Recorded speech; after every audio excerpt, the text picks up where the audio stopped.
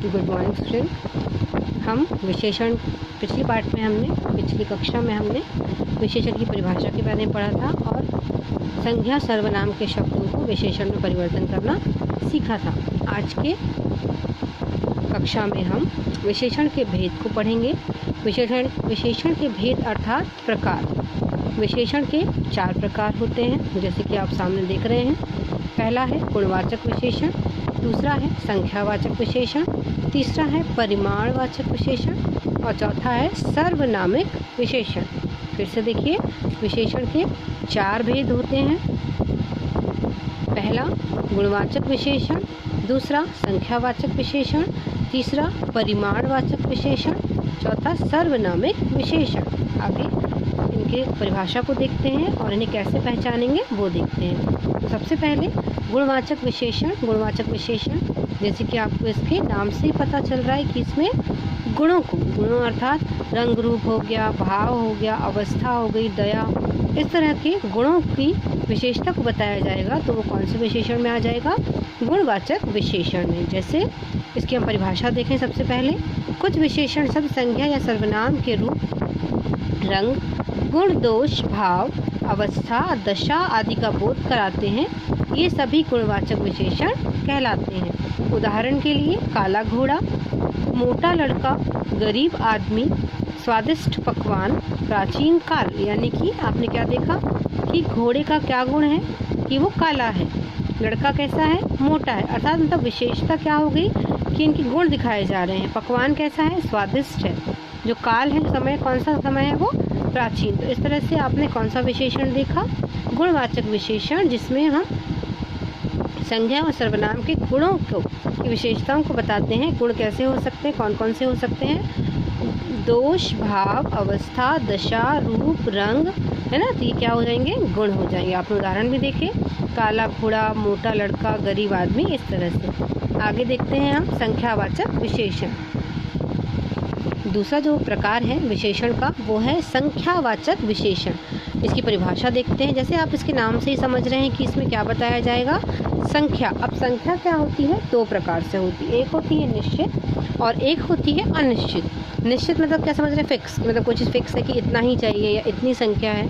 जैसे आप देखिए, इसकी परिभाषा सबसे पहले हम देख लेते हैं। जो विशेषण संख्या संबंधी विशेषता बताता है, जो विशेषण संख्या संबंधी विशेषता बताता है, संख्यावाचक विशेषण कहलाता है। ठीक है। इसके कितने प्रकार होते हैं? इसके 2 प्रकार होते हैं। कौन कौन से? एक निश्चित संख्यावाचक विशेषण और एक अनिश्चित संख्यावाचक विशेषण। अब निश्चित संख्यावाचक विशेषण क्या है, इसकी परिभाषा देख लें हम। तो जो विशेषण शब्द विशेष की निश्चित संख्या, यहाँ पे बार बार बोल रहे हैं निश्चित संख्या, मतलब संख्या क्या है? फिक्स संख्या होगी। जो विशेषण शब्द विशेष की निश्चित संख्या का बोध कराएं, उन्हें निश्चित संख्यावाचक विशेषण कहते हैं। उदाहरण के लिए 1 गिलास, 2 लड़की, 40 बच्चे। मतलब यहाँ एक निश्चित संख्या है, फिक्स है कि 1 गिलास है, 2 लड़की हैं, 40 बच्चे हैं। तो अब इनकी पहचान कैसे हम करेंगे?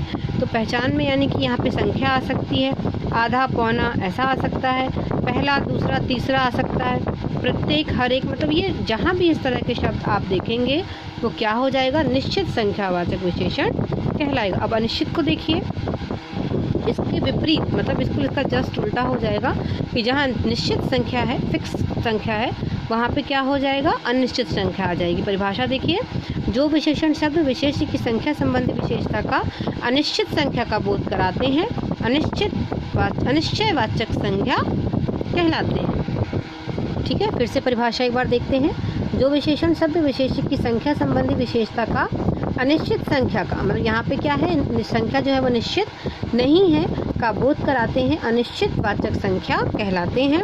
उदाहरण के लिए कुछ आम, कई बच्चे, बहुत कमरे। अब आप जैसे देख रहे हैं कुछ आम, अब कुछ में मतलब हम ये नहीं कह सकते कि आम कितने हैं, 1 किलो है, 2 किलो है, 10 आम है, 20 आम है। यहाँ पे कुछ लिखा है तो ये अनिश्चित है कि हमें नहीं पता कितने हैं। कई बच्चे, बहुत कमरे। ठीक है। पहचान कैसे करेंगे आप इसकी भी? तो बहुत, कुछ, थोड़े, कई, इस टाइप के शब्द आते हैं यहाँ पे ना। बहुत, कॉमा, कुछ, थोड़े, कई, इस तरह के शब्द जहाँ पे आएंगे जो एक अनिश्चितता को बताएंगे, वो किस में आ जाएंगे? अनिश्चित वाचक विशेषण। ठीक है। आगे देखते हैं हम तीसरा विशेषण क्या है, तीसरा प्रकार क्या है। अगला जो विशेषण है वो क्या है, परिमाणवाचक। देखिए यहाँ पे शब्द में कंफ्यूज नहीं होइएगा कि परिणाम और परिमाण दो अलग अलग चीज़ें होती हैं। परिमाण मतलब होता है संख्या, मतलब एक माप कह सकते हैं हम इसको, और परिणाम मतलब क्या होता है, रिजल्ट, है ना। तो ये क्या है यहाँ पर परिमाणवाचक विशेषण।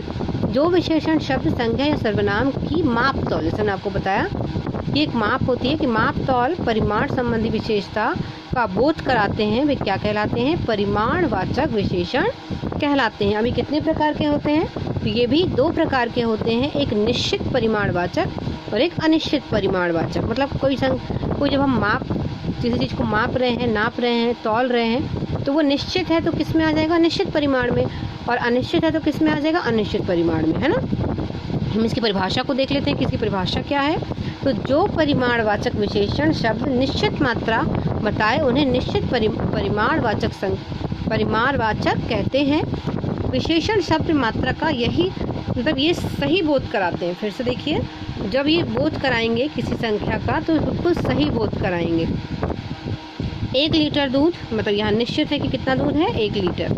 1 मीटर कपड़ा तो कितना है, 1 मीटर। मतलब यहाँ पे निश्चित परिमाणवाचक जो संख्या होगी निश्चित संख्या के रूप में यहाँ पर बताया जाएगा। पहचान क्या होगी, 1, 2, 3, 100, 1000, मतलब कोई भी नंबर होगा लेकिन वो फिक्स होगा कि 2 है तो 2 ही होगा, 4 है तो 4 ही होगा।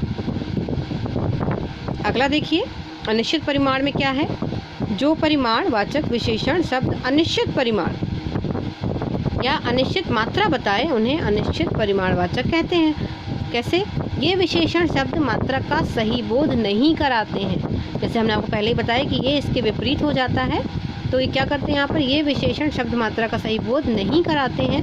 उदाहरण, थोड़ा पानी, ढेर सारा शरबत। थोड़ा पानी, अब कोई निश्चित नहीं है कि पानी कितना है।